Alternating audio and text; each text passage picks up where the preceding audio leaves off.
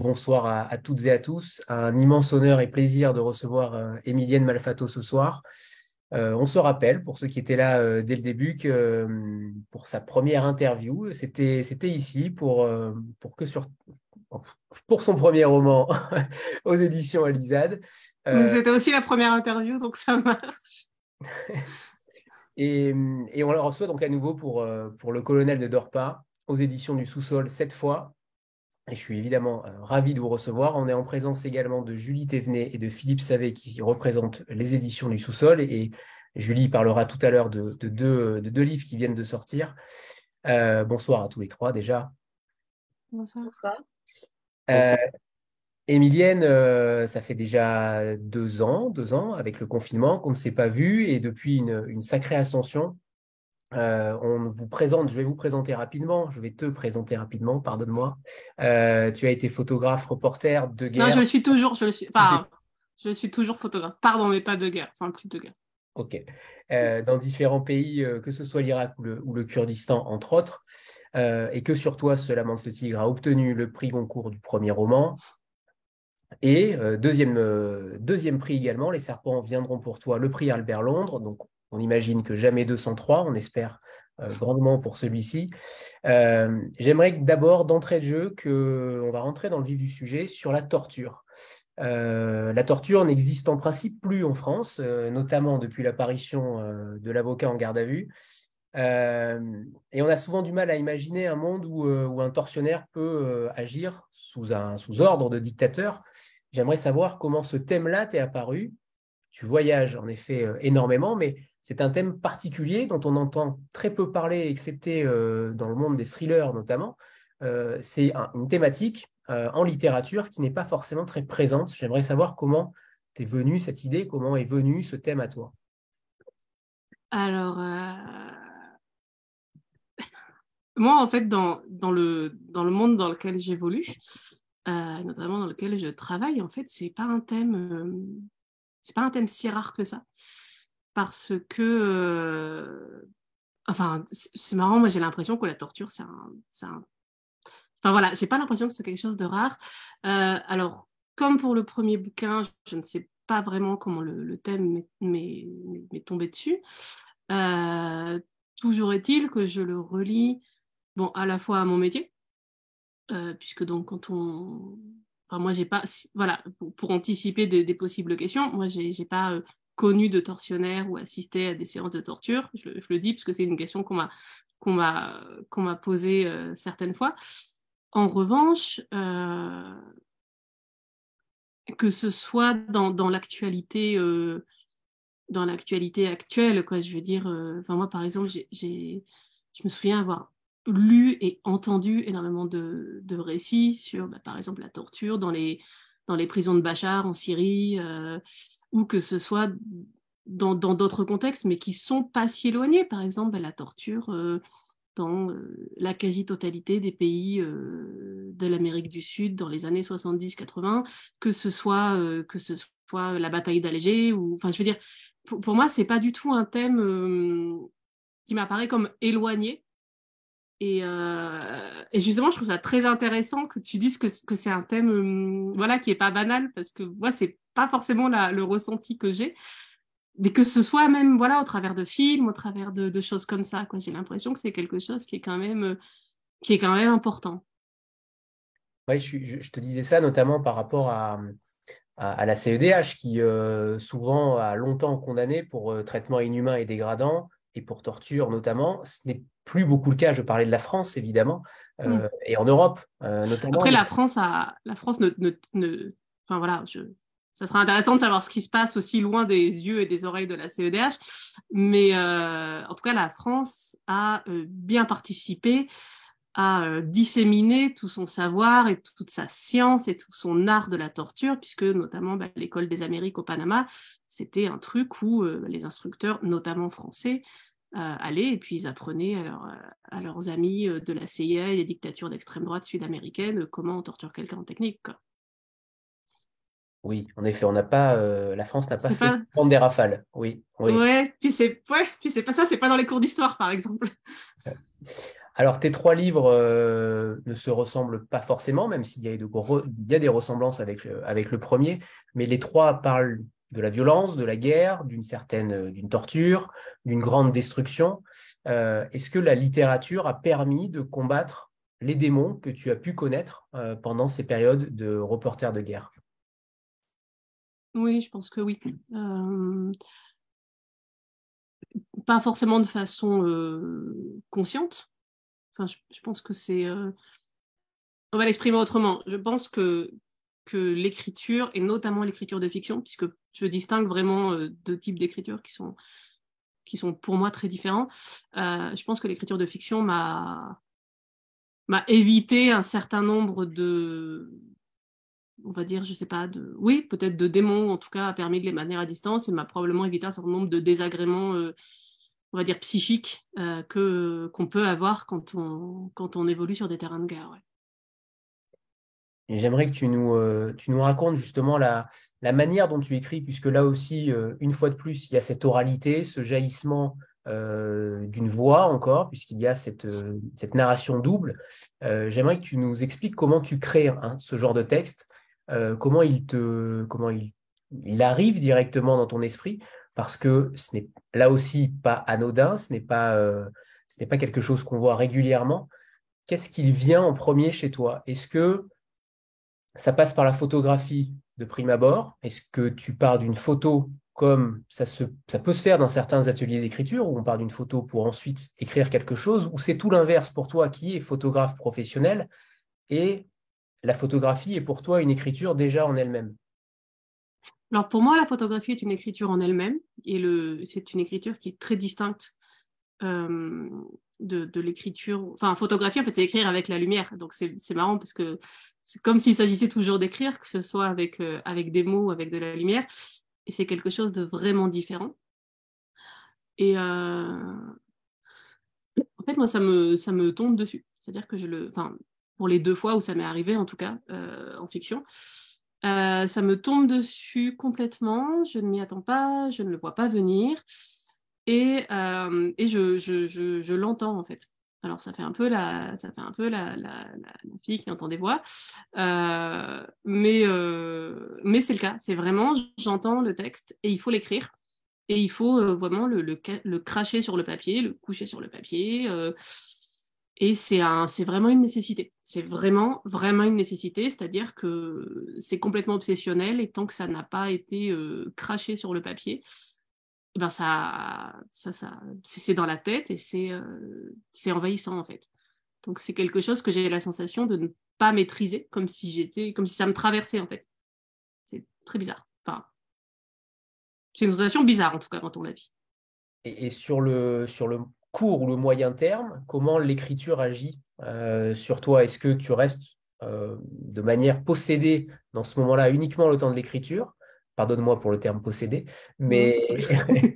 mais ça m'a fait penser à ça. Est-ce que c'est justement le temps de l'écriture ou au contraire ça continue? Est-ce que tu es perturbé continuellement par par cette voix qui vient à toi? Non, non, non, non. Non, je n'entends pas des voix en permanence. Non, c'est que le temps de l'écriture. Et vraiment, après, c'est fini. Et à un moment, c'est la sensation qu'on, voilà, quelque part, on ferme le robinet. Et désolé, c'est pas forcément des métaphores hyper littéraires, mais c'est vraiment ça. C'est on est arrivé au bout. Tout ce qui devait, tout ce qui devait sortir, tout ce qui devait s'écouler, s'est écoulé. Et vraiment, l'association, ouais, d'un robinet qu'on ferme et voilà, on arrête. Et entre les deux, entre le tigre et le colonel, il y a eu un certain temps, il y a eu pratiquement 2 ans en fait, où où j'ai pas écrit une ligne de fiction. Et en fait, je me disais, ok, c'est fini, c'est un one shot, ça n'arrivera plus, parce que j'ai la sensation de ne pas maîtriser ça. Ça arrive tout seul. Oui, je me rappelle de ça. Je me rappelle que tu avais dit ça en effet sur le fait d'avoir peut-être une bonne idée et puis peut-être de n'en avoir plus. Mm. Mais donc c'est uniquement ça, ça veut dire que tu n'as entendu entre guillemets des voix que deux fois depuis 2 ans. C'est ça, Voilà, c'est ça, c'est ça. rassurant. Ouais, ouais, il vaut mieux ça quand même que le contraire. Mais en même temps, j'aimerais que tu en aies plus pour écrire davantage. Ok, Stéphanie. Oui, bonsoir Emilienne, bonsoir à tous. Bonsoir. Alors moi j'avais lu Le Tigre aussi, je l'ai vraiment adoré ce roman-là et je le fais lire à énormément de monde autour de moi. Et la question que j'ai après avoir lu celui-là, c'est si le récit ou la fiction autour de la guerre est nécessairement pour vous traité d'une façon courte, c'est-à-dire qu'à chaque fois, vous avez quand même choisi des formats très courts qui sont quand même des fictions, mais très resserrées, très denses. Donc ça donne une intensité encore plus forte au sujet qui est déjà très fort. Mais est-ce que pour vous, c'est la seule façon d'écrire sur la guerre, sur la violence? Voilà, c'est la question que je me suis posée. Pardon, bonsoir déjà, que j'ai zappé. Euh, alors, non, non, je pense pas du tout que ce soit la seule façon d'écrire. Enfin, il y a des, je pense qu'il y a des bouquins qui sont géniaux et vraiment, je pense qu'en littérature, la taille ne compte pas, quoi. Enfin, désolé, mais je pense vraiment que c'est le cas. Euh, et en fait, moi, j'ai écrit des choses courtes en fiction les deux fois, de façon très naturelle, c'est-à-dire, c'est vraiment ce que je disais, c'est qu'à un moment, ça s'arrête. Et c'est important pour moi de ne pas tirer à la ligne, en fait. Et d'ailleurs, quand enfin, mon ouvrage de non-fiction, les serpents, il est très court aussi. Et à un moment, pareil, je me suis dit, bah, en fait, là, voilà, j'ai dit ce que j'avais à dire et c'est fini. Mais je pense que c'est ma manière à moi d'écrire et peut-être, enfin, peut-être même que ça évoluera si j'écris encore de la fiction, peut-être que ça restera comme ça. Mais moi, j'ai vraiment la sensation que, enfin voilà, comme c'est un rapport très instinctif à l'écriture, comme c'est quelque chose que je sens comme quelque chose un peu d'exogène et qui me traverse, quelque part, quand il n'y a plus rien, il n'y a plus rien, en fait. C'est vraiment le truc de dire, bah là, non, quoi, c'est fini, quoi. Et en plus, comme lectrice, j'aime pas avoir la sensation que l'autrice ou l'auteur a tiré à la ligne, donc je pense qu'en plus, je préfère me dire, ah, j'aurais aimé en avoir un peu plus en tant que lectrice, que de me dire, bon, là, il y a 200 pages de trop, quoi. Ce qui arrive parfois. Et, euh, et voilà, je pense que. Mais ça, c'est pas ce qui explique que j'écrive comme ça c'est juste moi en tant que lectrice qui, en plus, le voit comme ça. Agnès? Bonsoir Emilienne, Comment ça? j'ai eu la chance d'assister à votre présentation à Pantagruel, alors que je n'avais Ah, pas encore lu Le Colonel, mais j'avais mhm, déjà lu Le Tigre. Et il y a quelque chose qui m'a beaucoup frappé lors de cette présentation et qui a résonné en fait quand j'ai lu le livre, et j'aimerais vous interroger là-dessus. C'est que lors de cette présentation, vous avez évoqué l'addiction de certains journalistes et de certains photographes de guerre à la dose d'adrénaline qui est mhm. provoquée par le fait d'être sur ces lieux où il se passe toujours quelque chose et où la mort rôde. Et moi, j'ai eu un ressenti très, très différent en lisant Le Colonel de celui que j'avais eu en lisant Le Tigre. Et j'ai eu l'impression d'être beaucoup plus à distance en Mhm. lisant Le Colonel. Et je voulais savoir si c'était une distance que vous aviez mis avec le texte, étant donné le sujet dont ça parlait. Après, ça ne veut pas dire que Le Tigre parle de sujets super drôles non plus, mais Non, euh, c'est pas du est-ce que, feel good, aucun des deux. voilà, est-ce que vous vous êtes plus mis à distance de ce sujet de la torture ou est-ce que vous avez l'impression que c'est nous qui, en étant à l'écart de ce monde-là, on ne peut pas vraiment approcher ce que c'est que de vivre ça au quotidien. Enfin voilà, c'est des questions qui Hmm. sont peut-être pas très précises, mais que je me suis posées après la lecture. Du coup. Non, et qui sont du coup très intéressantes. Alors, consciemment, en tout cas, il n'y a pas eu de choix de mise à distance, puisqu'il n'y a pas grand-chose de conscient dans mon processus d'écriture de fiction. Euh, mais cette sensation de mise à distance, cette sensation comme ça, vous êtes pas la première à m'en parler, et elle me semble assez logique et même elle me ouais, enfin, je veux dire, moi, c'est pas du tout. Enfin, non, enfin, je l'entends et non seulement je l'entends, mais je me dis, bah oui, puisque ce mec-là, enfin, le tortionnaire, il est complètement dissocié. Vous savez, c'est les phénomènes même psychiques de dissociation et il est complètement coupé, mais de tout. Euh, et donc, ça me paraît assez normal que le texte soit comme ça et qu'on ait la sensation même presque de le lire et de le voir à travers une vitre qui sera un peu opaque, un peu sale. Enfin, moi, alors je l'ai pas relu in extenso parce que c'est pas parce que je relis pas ce que j'écris, mais quand j'en relis des passages, quand je dois en lire par exemple des passages, j'ai cette sensation-là. Je me dis ah ouais, en fait, il y a un truc, c'est comme si on voyait vraiment avec beaucoup de distance. Et ça me semble en fait coller pas mal au thème. Après. Euh, Peut-être qu'il faut distinguer la question de la guerre de la question de la torture. Enfin, parce que moi, je peux parler de la guerre et je pense de façon très sincère que en fait, vraiment, quelque part, il y a les gens qui ont connu la guerre et les gens qui l'ont pas connue. Et ça fait vraiment une différence. Sachant que, bon, moi je l'ai connue en tant que journaliste, que photographe, qui a le bon passeport, qui fait le choix d'y aller, qui peut s'en aller quand elle veut, donc ça aussi c'est différent. Mais il n'empêche que je pense que si on l'a pas connue, il y a des choses qu'on peut pas sentir, qu'on peut pas comprendre, parce que c'est une expérience tellement, je sais pas, tellement pas naturelle, en fait, tellement étrange, qu'on peut l'imaginer, on peut en faire tout ce qu'on veut, et c'est comme ça. Après, moi, la torture, je l'ai pas connue enfin voilà, d'aucun bout que ce soit. Mais, euh, mais en tout cas, voilà, votre ressenti quelque part me surprend pas. Et puis aussi, il y a le fait que bah, le tigre, je pense que c'est beaucoup plus facile d'avoir de l'empathie pour les personnages, alors que là, bon, le colonel, et c'est quand même un peu plus difficile, quoi. Je sais pas du tout si j'ai répondu, vous me dites si j'ai répondu à côté, ce qui est fort possible. Bah, ma question n'étant pas une vraie question, je pense que vous avez bien répondu. Merci beaucoup.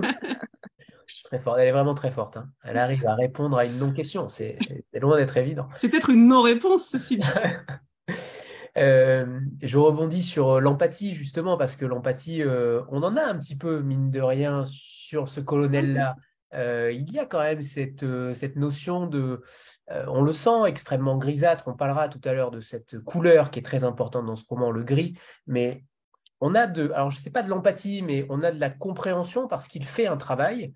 Et on en connaît d'autres qui ont beaucoup fait un travail de la sorte. Euh, non sans les comprendre, non sans les justifier, mais on voit quand même qu'il y a un homme derrière, certes, mais qui n'est pas heureux, premièrement, euh, qui, euh, qui voit ses victimes le hanter, donc il n'a pas forcément une vie très heureuse non plus, mais vous avez quand même insisté alors pas forcément insisté, tu vas pas forcément insister, mais par petites touches, comme un peintre impressionniste, ou moi j'ai comparé ça à même du pointillisme, parce que il y a des petites touches qui sont envoyées au lecteur, mais pourquoi l'avoir pas totalement mis dans une posture d'un mal absolu? Parce que c'est trop facile. Et de la même manière que dans le tigre, le frère aîné, le frère qui va tuer, n'est pas, n'est pas juste un salopard parce que c'est trop facile et que moi, je pense que les choses sont plus compliquées que ça. Qu'on n'est pas tout noir, tout blanc, on n'est pas totalement fait d'ombre ou totalement fait de lumière, on est en fait fait plein de nuances. Et alors, c'est peut-être une vision très naïve, mais j'ose espérer que même les pires salopards, euh, qu'il y a un tout petit peu de nuance en eux. Alors après, voilà, c'est des questions, on peut relire Eichmann à Jérusalem et dire, bon, enfin voilà, c'est des débats, on pourrait parler des heures là-dessus, mais je pense qu'il y a cette espèce d'idée de dire que, ou peut-être que c'est moi, en fait, qui très naïvement refuse de me dire non, mais il y a des gens, ils font ça et ça va très bien, et ils ont aucun problème, et quand ils étaient petits, ça leur aurait posé aucun problème d'imaginer que leur vie, ça serait ça. J'ai du mal à croire ça, mais peut-être parce que peut-être parce que j'ai peut-être une vision trop optimiste de l'être humain, mais c'est vrai que, enfin, et c'est ce que tu dis, et tu as tout à fait raison, le colonel, il explique aussi comment ça s'est fait, et au départ, bah, voilà, c'est un peu un mec lambda, et puis il se retrouve à l'armée, il se retrouve à la guerre, et voilà, une chose en amène l'autre, et il finit. L'engrenage. Voilà, c'est exactement ça, c'est l'engrenage. Mais c'est comme la chanson, bah, c'est un peu la chanson de Maxime Le Forestier, parachutiste, voilà, où il est là, bah ouais, quelque part, il lui dit, c'est pas esprit que t'étais fasciste. Alors, ça vaut pas pour tout le monde, mais je pense qu'il y a aussi des gens qui sont pris dans un engrenage et pris dans un système. Et alors, je pense en même temps que je parle, donc peut-être que je suis en train de dire n'importe quoi, mais quand j'y pense, dans le Tigre, ils sont aussi tous pris dans un engrenage. Je veux dire, le frère qui va tuer, et tout ça, enfin voilà, Alors, dans les serpents, qui se passent en Colombie, où à un moment il y a un assassin, je me demande dans quelle mesure lui, il a été pris dans un engrenage, ou dans quelle mesure c'était un personnage plus noir. Mais là, c'était de la réalité, c'est pas de la fiction. Peut-être que la réalité est pire. Ouais. Je rebondis, hein, pardon Martine, mais je rebondis sur le sujet.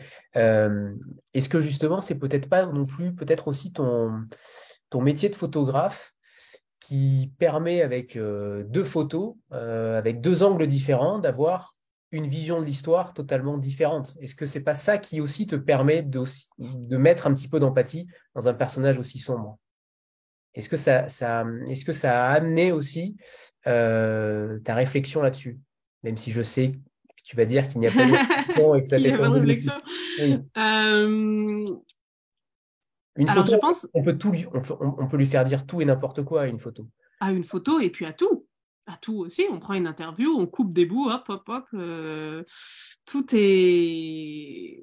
Enfin, en matière de photographie, mais comme en matière de beaucoup de choses, en fait, tout est une affaire de choix. Et effectivement, dans une photo, bah, on fait un cadre, hop, on cadre un peu plus comme ça, on cadre un peu plus, on enlève quelque chose, simplement en bougeant l'appareil, hein, je parle pas de photoshopage, mais oui. Euh, En tout cas, alors je suis pas sûre que ça ait influencé ma vision des choses, mais peut-être quelque chose qui est lié à mon travail, mais moins au rapport à l'image pure. Le fait que, bon, dans le cadre de mon boulot, moi, je suis amenée à rencontrer des gens très, très, très, très différents. Et, et qui ont, enfin voilà, qui ont des parcours de vie vraiment très différents, qu'on n'imaginerait pas rencontrer un jour. Et on se retrouve confronté, en fait, c'est un peu un travail dans lequel on prend des baffes, je veux dire, mentales en permanence, quoi. C'est-à-dire qu'on est beaucoup, enfin, moi, en tout cas, je suis beaucoup remise en question dans ce que je peux imaginer, dans ce que je peux penser. Et ça, du coup, en tout cas, moi, dans mon cas, ça apporte une vision assez nuancée. Typiquement, c'est le personnage des serpents qui est le prof et qui est le professeur qui aurait été paramilitaire et que je vois et où je me dis, mais enfin, comment c'est possible que ce mec qui a été paramilitaire et qui a donc commis des atrocités, je sois là, moi, en train de discuter avec lui et que je me dise, mais c'est clairement quelqu'un de bien. Et en fait, là, on est un peu secoué parce qu'effectivement, c'est trop facile de coller une étiquette sur le front des gens et de dire, voilà, ça, c'est comme ça et on les réduit à ça sans essayer de comprendre. Martine? Bonsoir Émilienne, bonsoir à Bonsoir. tous. En lisant Le Colonel de Dorpa, j'ai beaucoup pensé au désert des Tartares de Dino Buzzati pour cette reconquête qui n'en finit pas, ces soldats qui ne savent plus trop ce qu'ils font là. Tout à l'heure, vous disiez que votre écriture était finalement un jaillissement et quelque chose de presque inconscient. Mais est-ce que vous aviez quand même des références en tête, sans forcément que ça soit le désert des Tartares, mais est-ce qu'il y a des textes auxquels vous avez pensé en l'écrivant ou qui vous auraient influencé d'une manière ou d'une autre? Alors non, enfin encore une fois pas consciemment. Déjà, j'ai pas eu le temps parce que l'écriture a été hyper rapide, donc il y a pas eu ça. Euh, Après,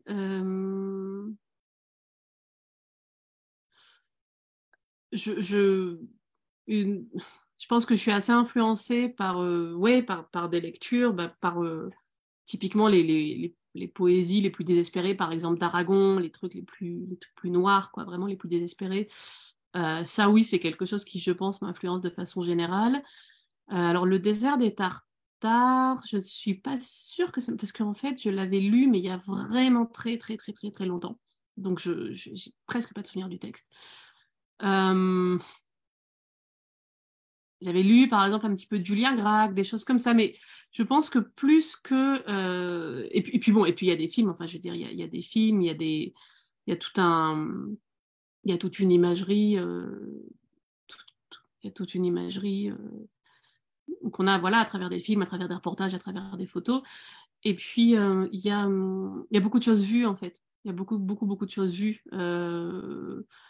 qui, je pense, ont infusé, en fait, et à un moment, puis à un moment, ça, je sais pas, ça se métaphorise, quoi, en quelque sorte, mais je pense que c'est un mélange de tout ça, mais il y a pas, par exemple, eu de réflexion consciente pendant le processus d'écriture de me dire, tiens, tel texte, ou ah, je pense à ça, machin. Non, non, non. Ta vie est potentiellement un film, finalement. La vie, Ta vie. ah, que ma vie, bah, la vie de tout le monde. La tienne peut-être un peu plus sur des instants de guerre comme ceux que Ouais, tu as pu vivre quand même. ouais. Mais par exemple, juste pour revenir sur ce que, enfin, sur la question précédente, euh, le fait que, en fait, pendant la guerre, il y ait cette espèce d'attente, cette espèce de ventre mou, il se passe pas grand-chose, c'est quelque chose de très très vrai, et c'est pas du tout l'image qu'on a de la guerre, parce on a beaucoup les images de ces guerres complètement revues à la sauce Hollywood, où ça pète dans tous les coins, et c'est comme ça.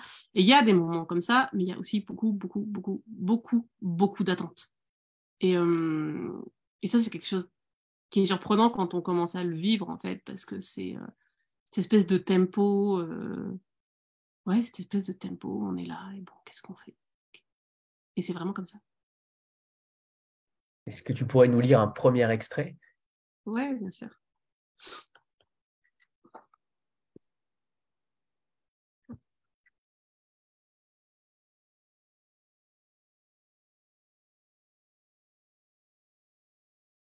Mm. C'est peut-être par toi que je dois commencer. Toi, mon premier mort.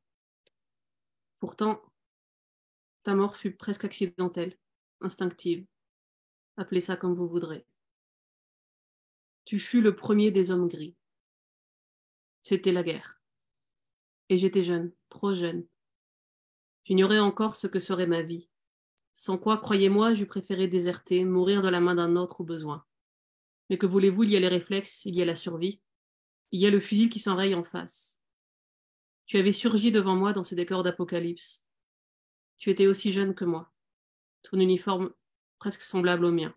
Sauf le petit écusson là. Imaginez-vous à quoi ça tient. La vie et la mort. Un écusson de tissu, de rien du tout. Voilà à quoi tient l'ennemi. Au loin, tout près, les canons crachaient leur vacarme de mort métallique. Il y avait déjà plusieurs jours que je ne l'entendais plus vraiment. Crois-moi, si c'était à refaire, j'eus préféré que ce soit toi qui tires, que tu me tues, plutôt que de mourir lentement, de ne pas en finir de mourir. Je n'en finis pas depuis ce temps, toutes ces années, un immense purgatoire, une salle d'attente peuplée des démons que j'ai moi-même créés, que je continue à créer vaillamment, chaque jour, à chaque coupure, chaque entaille, chaque coup de feu, chaque ordre donné. Je suis comme un homme qui creuserait sa propre tombe, vaillamment, depuis des années, et qui la remplirait du sang des autres, si bien que chaque jour il doit continuer à creuser un peu plus bas, un peu plus profond, parce que tout est déjà baigné de sang. Merci. Alors, tu me fais la passerelle parfaite pour le premier mort, parce que le premier mort, il revient régulièrement et il a une connotation particulière. Et j'imagine que tu as dû connaître ça aussi dans ton métier de photographe, peut-être. Quel impact a ce premier mort? Pourquoi il est aussi impactant? Est-ce que c'est la déflagration chez un être humain, de connaître ça. Alors là, évidemment, tu ne l'as pas connu en tant que tortionnaire, tu l'as connu en tant que photographe, mais j'aimerais savoir s'il y a un lien aussi avec ton pur ressenti, même s'il est inconscient, mais on sent quand même qu'il y a une importance évidente sur cette première fois. Alors pour moi, c'est plus lié au fait que... Enfin, je le relie pas tellement à ma propre expérience de photographe et au fait que j'ai pu voir des morts. Alors j'en ai vu, j'en ai pas vu des caisses, mais j'en ai vu. Euh, Et effectivement, ça fait bizarre, effectivement. Moi, je me rappelle de la première fois que j'ai senti un mort, plus précisément. Et c'est très particulier parce qu'on sent et on sait ce que c'est. même si on ne sait pas ce que c'est. Enfin, je sais pas si je m'explique, mais on n'a jamais senti de mort. On n'est pas censé savoir ce que c'est, et tout d'un coup, on sent un truc, et en fait, là, on sait. Enfin, moi, en tout cas, j'ai su. Et après, ouais, c'est quelque chose de très particulier. Mais pour moi, là, c'est plutôt le rapport au fait de qu'est-ce que ça fait de devenir un assassin, même dans le cadre d'une guerre. Et donc là, alors, j'allais dire, c'est pas lié à mon expérience, mais ça peut être lié à des discussions que j'ai pu avoir, notamment avec des gens qui m'étaient proches et qui étaient soldats pendant la guerre contre l'État islamique, puisque c'est le conflit que j'ai principalement couvert. Et je me souviens d'un moment où je discutais avec quelqu'un donc, qui était soldat sur le front, et on sait ce qu'ils font, les soldats sur le front. Enfin, je veux dire, on sait qu'ils y vont pas non plus que pour jouer aux cartes et qu'en fait, ils tuent des gens, quoi. Je veux dire, on sait à quoi ça sert, on sait ce qu'ils font. Et sauf qu'à un moment, il m'a raconté comment il y avait des djihadistes de l'État islamique qui avaient pénétré en fait le territoire kurde, derrière les lignes kurdes, et que donc eux s'en étaient rendus compte et qu'ils étaient allés en fait les traquer dans les herbes, puisque c'était au printemps, donc la plaine de Ninive, il y avait des herbes très hautes, et qu'ils étaient allés les traquer dans les herbes et qu'ils les avaient tués. Et le fait qu'il y ait des descriptions beaucoup plus précises, que ça soit pas juste, bah oui, on a tiré, il y avait des silhouettes, ou on a balancé un obus de mortier et on se doute bien de ce que ça fait. Enfin, je veux dire, on sait tous même si on l'a pas forcément vu, on sait ce que fait un obus quand il tombe. Le fait qu'il y ait cette espèce de personnification du meurtre, moi, tout d'un coup, je l'ai vu comme un assassinat et je me suis dit, ah ouais, en fait, c'est un assassin. Et peu importe quelque part qu'en face c'était l'État islamique, que l'État islamique, bon, je veux dire, c'était quand même très facile d'être très manichéen, de dire que vous étiez des très très très méchants. Enfin, je veux dire, on était quand même sur un conflit où les rôles étaient en tout cas assez clairement assignés. Mais ouais, je me souviens que tout d'un coup, j'ai vu cet acte-là de façon très différente. Et c'était comme se prendre un gros seau d'eau froide en pleine figure et dire ah ouais, voilà, c'est un assassin, quoi. Et de me demander ce que ça lui faisait. Et d'avoir eu parfois des conversations avec des gens en disant, mais qu'est-ce que ça fait, quoi. Et c'est pas forcément enfin, en même temps, c'est compréhensible, c'est pas forcément des trucs que les gens aiment aller gratter. Et c'est compréhensible. Ouais. Il y a un passage qui m'a beaucoup saisi, qui peut-être pas forcément celui qui est le plus destructeur pour l'âme humaine, mais c'est celui sur le nouveau vocabulaire pour la destruction de la matière. Ouais. Ce passage-là, il est assez incroyable parce que là, on voit l'œil de la photographe qui voit des paysages, des rues, des panneaux, des immeubles différents. À partir du moment où tu reviens sur les lieux, sur les mêmes lieux, tout disparaît, tout est modifié. Et il n'y a pas forcément de vocabulaire, en effet, sur la destruction de la matière. J'aimerais que tu reviennes là-dessus parce que ça paraît évidemment moins important potentiellement que les pertes humaines, mais je trouve que ton œil là-dessus est une fois de plus révélateur de ton talent en tant que photographe, mais surtout en tant qu'écrivain. En fait, c'est quelque chose qui est vraiment frappant. C'est quand on va dans des zones de guerre. Enfin, ça paraît vraiment impossible. Ce que je veux dire, c'est que, alors, ça a l'air extrêmement banal dit comme ça, mais c'est vraiment. Moi, je me souviens avoir vu des immeubles et m'être dit, mais c'est impossible de m'être dit, mais c'est physiquement impossible que là, l'immeuble, il soit comme ça et qu'il y ait, je sais pas, un bout de plafond qui tienne, qui soit à moitié effondré, mais qui tienne, ou qu'il y ait un truc en béton qui soit devenu complètement court. Enfin, et c'est comme si moi j'avais l'impression que mon cerveau et que mon œil pouvaient pas assimiler ces images-là, de dire mais en fait c'est pas possible, c'est comme si voilà, de dire non, ça c'est impossible, comme si je sais pas, tout d'un coup j'avais vu je sais pas, enfin quelque chose vraiment Alice au pays des merveilles qui voit le lapin avec la montre et le gousset qui court, de se dire mais enfin là je vois un truc qui ne peut pas exister. Et moi au début je me disais mais attends là ça marche pas là. Et en fait, évidemment, on envoie et puis on comprend quand même assez rapidement qu'on n'est pas en train d'halluciner. Et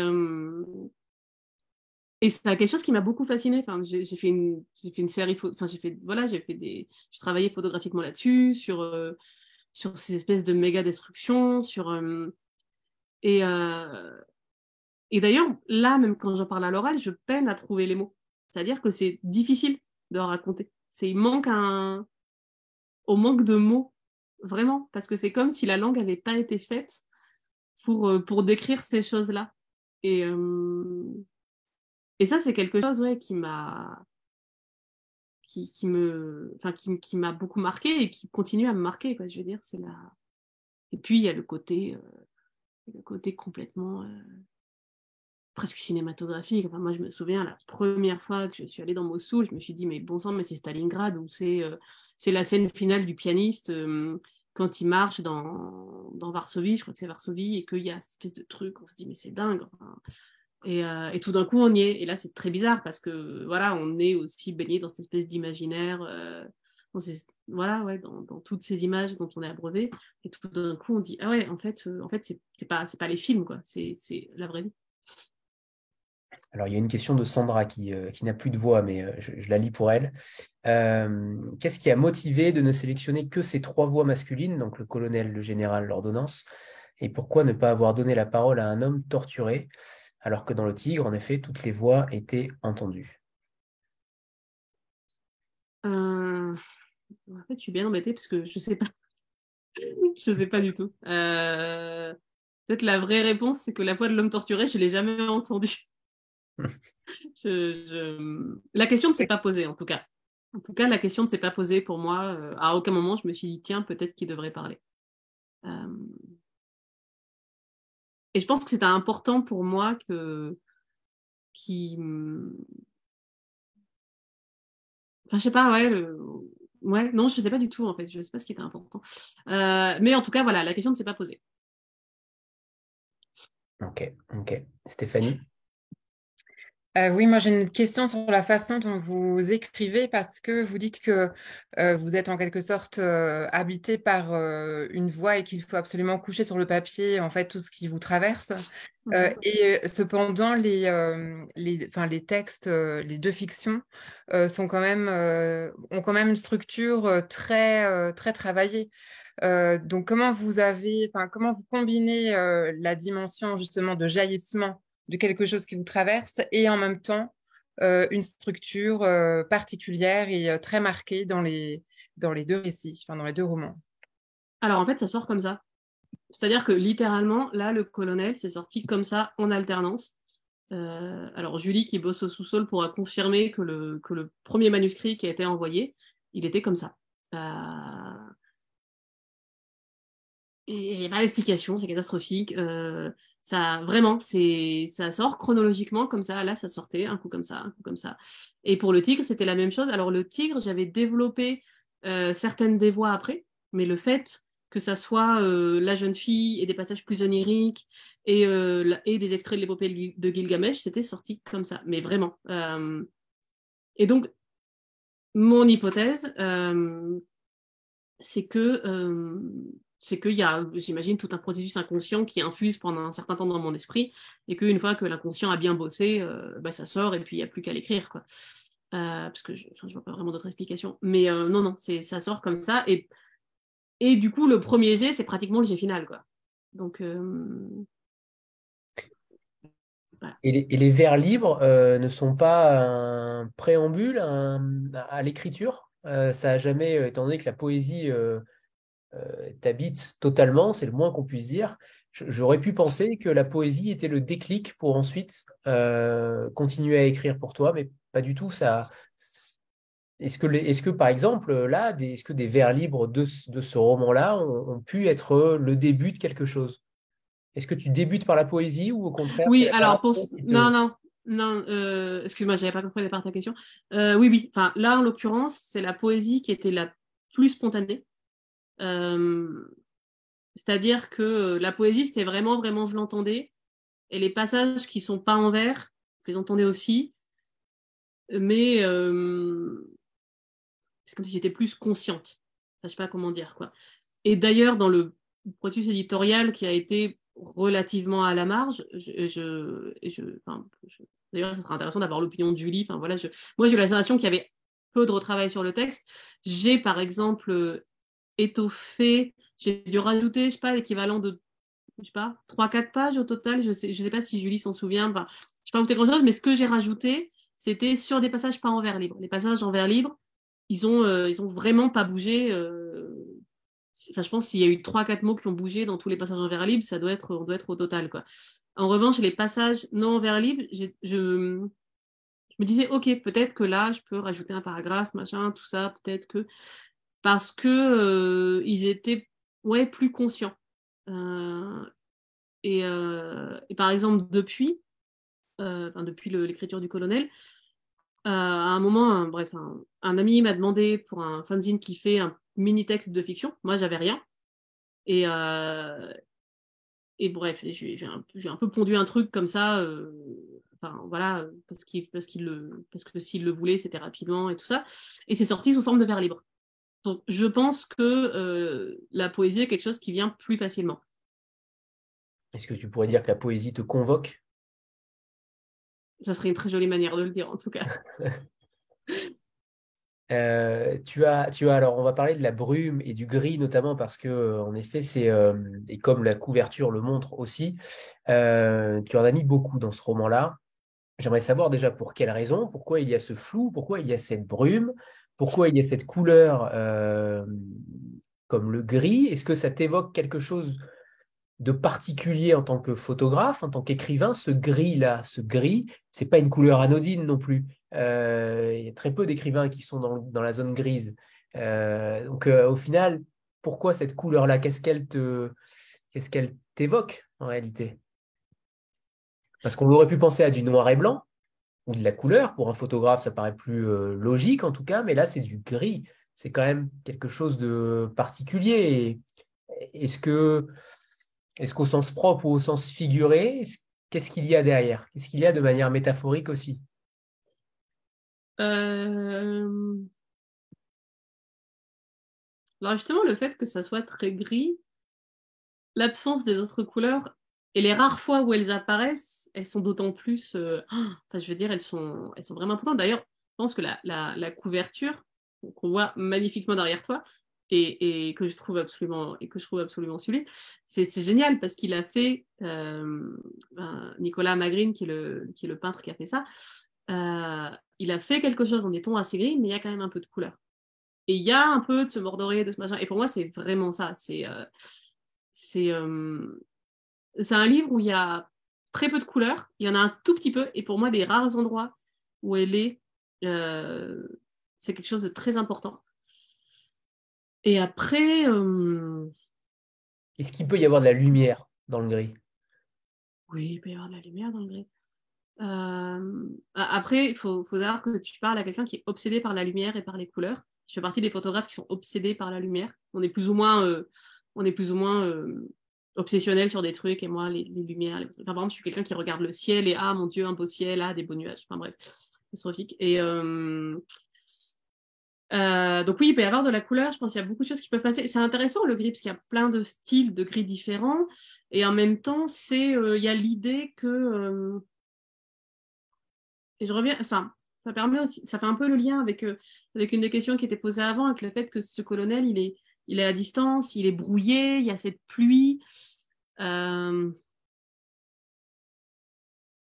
donc, je sais pas, moi, dans le fait que ce colonel était un peu brouillé et qu'il disparaissait un peu, et d'ailleurs, à la fin, il finit par disparaître, que le gris, ça s'y prêtait bien, je sais pas. Et puis après, il y a un truc tout bête, c'est que en fait moi j'ai pas mal connu de scènes de lieux de conflit ou de post-conflit sous un ciel gris dans la boue et donc je pense que j'ai des images mentales de zones comme ça détruites et qui sont très grises en fait et puis alors il y a un autre truc et qui est tout bête, c'est que quand il y a des destructions fatalement il y a beaucoup de poussière. Enfin, je veux dire, pardon, j'ai l'impression de faire OSS 117, mais en vrai, il y a beaucoup de poussière. Et du coup, ça grise un peu. Oui, pardon, je ne suis pas une autrice Elle très était sérieuse. parfaite. Elle était parfaite. Euh, Ça grise un peu tout le paysage. C'est-à-dire que, et c'est un truc tout bête, c'est qu'il y a, il y a une petite couche de poussière qui se met partout, et donc, de fait, on voit, enfin, tout devient un peu gris, un peu cette espèce de non-couleur, mais parce que aussi, voilà, il y a des trucs qui se sont effondrés, et si on fait des travaux dans une pièce, bah, la pièce, ensuite, elle est toute grise et machin. Et c'est aussi bête que ça, mais je pense que ça a participé aussi. Et je reviens sur cette mise à distance qui s'effectue aussi par le fait de ne pas avoir nommé de zone géographique, de ne pas avoir nommé les personnages. Est-ce que c'est tout simplement par souci d'universalité? Est-ce que c'est parce qu'au final, tous les peuples et régimes étaient peut-être concernés dans le passé, dans le présent ou dans le futur? Mais cette volonté-là de ne pas nommer, ça, c'est aussi une sorte d'acte militant. J'ai eu l'impression que ce n'est pas forcément militant, mais en tout cas un acte en disant, vous êtes tous concernés, n'oubliez pas, ça peut toujours arriver. Alors, a posteriori, moi, ça me va tout à fait de le voir comme ça. Euh, Moi, je lis différents lieux dans ce que je décris, des lieux d'ailleurs qui n'ont pas forcément grand-chose à voir les uns avec les autres. On Et imagine au Moyen-Orient et l'Amérique du Sud. ouais, on peut, quoi. Et j'aime bien le fait, oui, que chacun puisse y voir ce qu'il veut. Alors, on m'a beaucoup parlé de l'Ukraine depuis la sortie du bouquin, mais c'est aussi parce qu'il y a cette espèce d'idée comme si l'Ukraine était le seul conflit, alors que c'est loin d'être le cas. Euh, mais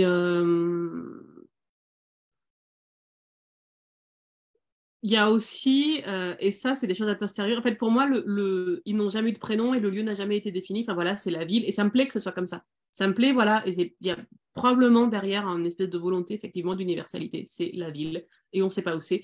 Et ça peut être aussi, du coup, un conte. Ça peut être, voilà, c'est quelque chose de. Et par exemple, le premier bouquin, enfin, Le Tigre, bon, le deuxième, n'en parlons pas, c'était de la non-fiction, mais Le Tigre est quand même très, très ancré dans un territoire. Et, il y avait peut-être la. Enfin, si tu veux, le tigre, il y a eu. En gros, il y a eu quoi? Il y a eu 8-9 mois où c'était quand même assez confidentiel. Parce qu'il n'y avait pas tellement de. Enfin voilà, c'était petit livre, petite maison d'édition, il n'y avait pas. C'était pas extrêmement lu. Et puis, il y a eu cette espèce de folie avec le Goncourt et tout ça. Et là, tout d'un coup, je me suis retrouvée à devoir à chaque fois faire le disque rayé et dire aux gens, attention, le crime d'honneur, le féminicide, ça n'est pas l'apanage des pays arabes, ça n'est pas l'apanage de l'islam, ça n'est pas l'apanage de l'Irak. Et de me retrouver des fois avec des gens qui me disaient, ah là là, vous avez vraiment voulu dénoncer la condition de ces pauvres femmes arabes et musulmanes alors que, quelque part, alors que les Occidentaux sont tellement gentils. Et moi, je me retrouvais à dire mais non, c'est vraiment pas le propos, et surtout de me dire je veux pas qu'on colle une espèce d'interprétation sur ce texte qui n'est vraiment pas le propos. Et donc là, a posteriori, en fait, je suis bien contente que quelque part de ne pas avoir à gérer ça. Et c'est Et c'est à la, vraiment. et c'est à la fois triste de voir qu'à cause de ces critiques-là, vous avez dû, tu as dû inconsciemment ou pas, peut-être modifier cet Alors, angle. je pense pas parce que le colonel a été écrit bien avant le Goncourt. Ah, d'accord. Donc c'est pas à cause de ça. Euh, Mais en tout cas, a posteriori, je me dis, bah ouais, au moins avec celui-là, je suis tranquille. Ah, bah, tant mieux. Tant mieux. Est-ce que tu pourrais nous lire un second extrait? Ouais. Et après, j'aimerais qu'on parle de Mesmer, puisqu'il est quand même en épigraphe. Ah, ah. Et c'est marrant parce qu'en plus, ce que j'avais prévu de lire, c'est le truc sur la passage sur la destruction. Ça te va si je le lis? Parfait. C'est Ok. parfait. Avec grand plaisir. Ok. Pour rejoindre le quartier des tanneurs depuis la colline du Palais, il faut traverser une partie de la ville. Chaque matin, le colonel promène son regard sur les rues devenues cendres. À l'autre extrémité de la colline se dressaient autrefois les tours où logeaient les étudiants de l'université. Par un étrange hasard de la matière, un bombardement a fait choir tous les murs et plié les étages. Le colonel pense chaque fois à un château de cartes. Depuis qu'il est arrivé dans la ville, il pleut sans discontinuer. L'eau n'arrête pas les opérations de la reconquête, mais elle les ralentit. Heureusement, elle ralentit aussi l'ennemi, désormais terré sur la rive droite. Cette rive qui, vue du palais, ne ressemble plus à rien, comme si un architecte fou était passé par là. Il faudrait inventer un nouveau vocabulaire pour la destruction de la matière, pense le colonel. De nouveaux mots qui rendent la destruction absolue d'une ville, d'un quartier, d'une maison, d'un homme. Comment appelle-t-on une rue que l'on ne reconnaît plus Comment appelle-t-on une rue que l'on ne reconnaît plus comme rue? C'est un peu comme un corps qui ne ressemble plus à un corps, mais cela le colonel n'y songe étonnamment pas. La grande rue, par exemple. Cette artère de la rive gauche que la Jeep emprunte chaque jour et qui semble un sillon tracé maladroitement, ouvert par une charrue de mort dans un mélange de béton, de métal, d'asphalte et de chair humaine, quelque chose d'éventré, les entrailles de la ville à l'air, la terre violée, dévastée. Ici, rien ne poussera plus, terre semblée, sans moisson. Quand la Jeep remonte la rue Sillon en cahotant, le colonel cherche dans sa tête des termes pour décrire ce qu'il voit, et chaque fois s'irrite de ne rien trouver qui semble correspondre.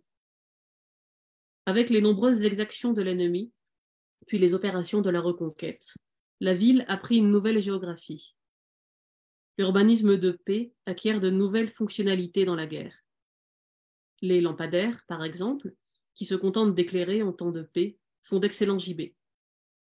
Et comme en général ils n'éclairent plus rien, n'ont plus rien à éclairer, cette nouvelle fonction se révèle très pratique.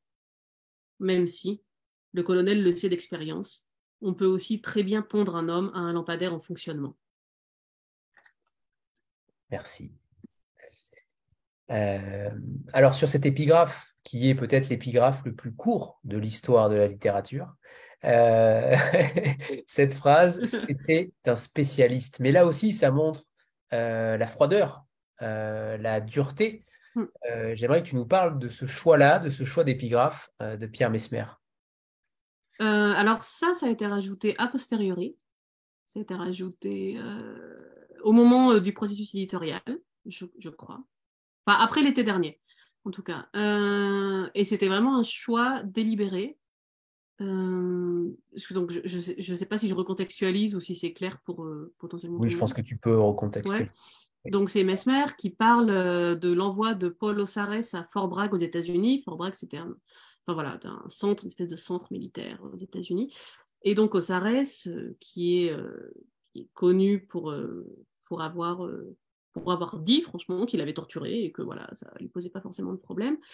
En tant que militaire français, hein. Je veux dire qu'il avait torturé en tant que militaire français. Donc, Osarès était envoyé à Fort Bragg en tant qu'instructeur en technique de contre-insurrection ou contre-insurrectionnelle. Je ne me rappelle plus comment était l'intitulé exact. Et donc, cette phrase de Messmer, il la prononce dans le cadre d'une interview par Marie-Monique Robin, qui est une grande journaliste, et qui a donc notamment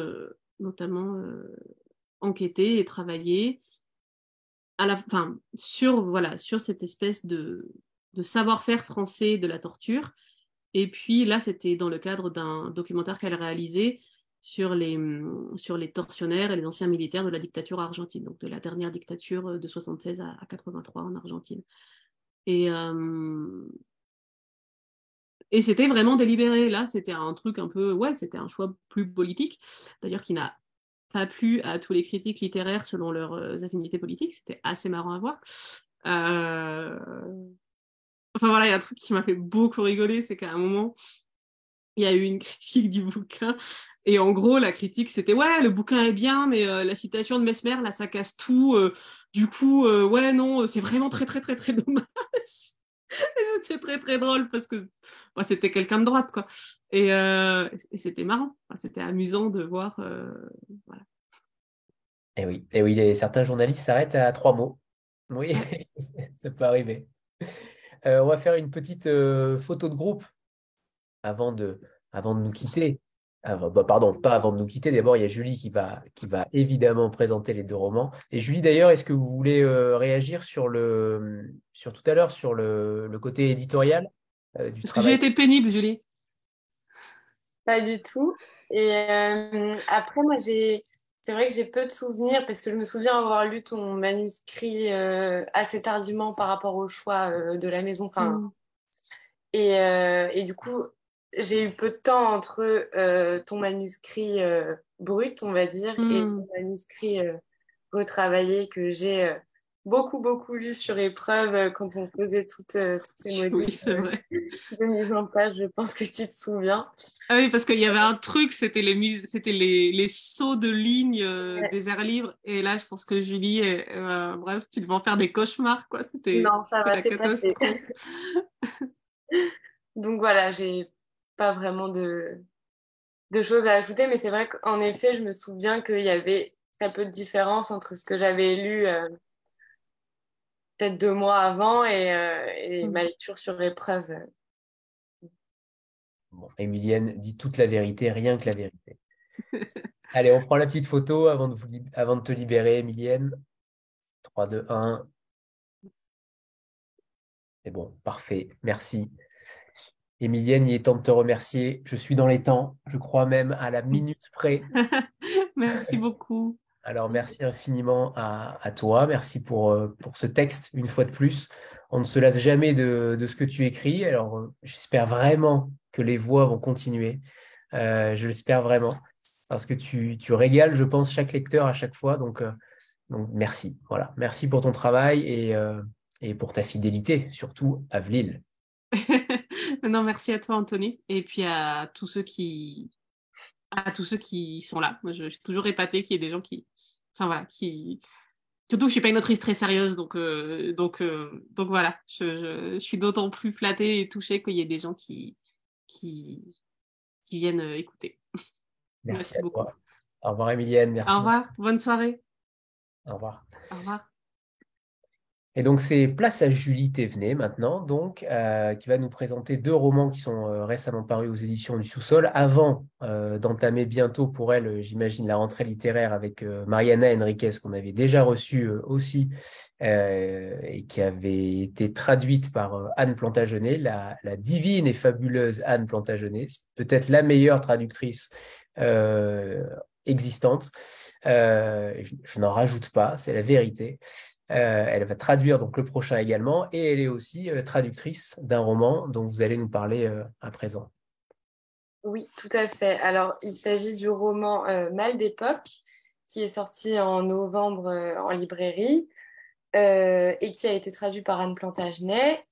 Et Maria Sonia Christophe, l'autrice, est argentine. Et au sous-sol, on avait déjà publié en 2018, je ne sais pas si vous l'aviez vu passer, Faux calme. Euh, et en fait, ce sont 2 livres très différents puisque Maria Sonia Christophe, comme Emilienne d'ailleurs, est journaliste et écrivaine. Elle est également professeure à l'université à Buenos Aires. Et elle avait écrit ce livre Faux calme qui était vraiment de la non-fiction pure, puisque elle parlait de sa terre natale, qui est la Patagonie, et en livrait une image très différente de ce qu'on peut imaginer un peu loin des cartes postales. Et Mal d'époque, pour le coup, est un roman, mais où les frontières sont toujours un peu brouillées, puisque ces 2 narrations s'entremêlent, en fait. Il y a d'une part l'histoire d'un jeune homme qui s'appelle FG, donc il est simplement nommé par ses 2 initiales et on ne connaît pratiquement rien de lui et lui-même peine à se souvenir de son passé. On imagine qu'il aurait été soldat, qu'il aurait participé à une guerre, mais on ne sait pas laquelle. Et au tout début du roman, en fait, il revient à Buenos Aires et on sait qu'il revient parce que il la connaît cette ville. On ne sait pas d'où, lui-même n'a aucun souvenir, mais c'est une ville qu'il appelle la ville monstre. Et il y a donc cette narration d'une part de FG et d'un autre côté plein de chapitres qui s'appellent du livre inachevé, où en fait c'est l'histoire d'une chercheuse, jeune chercheuse à Bordeaux, qui est argentine et qui est en voyage à Bordeaux et qui fait des recherches sur un personnage psychiatrique qui a vraiment existé au 19e siècle. Donc c'est pour ça que je vous disais que les frontières entre fiction et roman sont souvent brouillées dans ses écrits. Et donc, ce personnage psychiatrique s'appelle Albert Dadas. Et il était ce qu'on appelle un fou voyageur. Et donc, elle, cette jeune chercheuse à Bordeaux, elle va dans une librairie, essaye de se procurer une thèse qui a vraiment été écrite par le médecin de Albert Dadas. Et en attendant que cette thèse arrive, elle campe tous les jours devant l'hôpital à Bordeaux et essaie de glaner un peu des informations sur ce personnage énigmatique. Et en fait, elle va être amenée à marcher dans toute la ville, un peu à errer. Et notre jeune FG qui est lui à Buenos Aires, pareil en fait, parce qu'il attend des ordres pour une mission qu'il ne connaît pas, et donc il va être amené à simplement errer dans les villes de Buenos Aires. Et voilà, c'est un roman qui est très intéressant parce que ce que j'aime beaucoup en littérature, vous le verrez aussi avec le second roman que je présenterai aussi, c'est que rien n'est acquis, on est plongé en tant que lecteur dans une nuée de doute et tout se décoince ou pas finalement à la fin du livre. Parfait. Et donc, le deuxième roman, Les absences de Chaim Birkner. Oui, il a été traduit donc de l'hébreu par Laurence Endovich, donc qui est une spécialiste de la littérature. Qu'on avait reçu aussi. Qu'on avait reçu. Vous avez reçu Ouais, aussi, ouais. tout à fait. Donc on a des très bons traducteurs au sous-sol avec qui on est ravis de travailler. Et donc ce livre, il est paru en septembre aux éditions du sous-sol et c'est l'histoire d'un personnage aussi un peu énigmatique qui, au début du livre, va avoir 108 ans. Et donc, ça fait de lui l'homme le plus vieux d'Israël et sans doute un des derniers témoins de la Shoah. Et donc, pour cela, des journalistes décident de l'interroger. Ils voudraient faire un reportage sur sa vie. Mais lui, il se scandalise un peu et en fait, le roman s'ouvre sur lui, son départ d'Israël pour retourner en Hongrie, dans l'appartement de ses parents à Budapest où il a vécu toute son enfance et où il a même vécu la déportation d'une partie de sa famille et lui qui a fui vers Israël.